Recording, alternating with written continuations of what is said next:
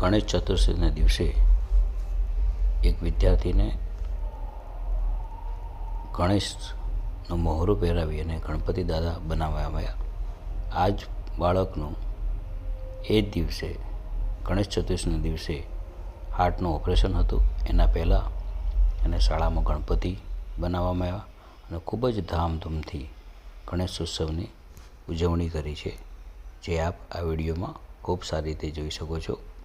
આ સિવાય બાળકોએ ઘણા બધા માટીના ગણપતિ બનાવ્યા, તેમજ વાટકી અને ડીશની મદદથી પણ ગણપતિ બનાવેલા છે. તે આ વિડીયોમાં તમે જોઈ શકો છો.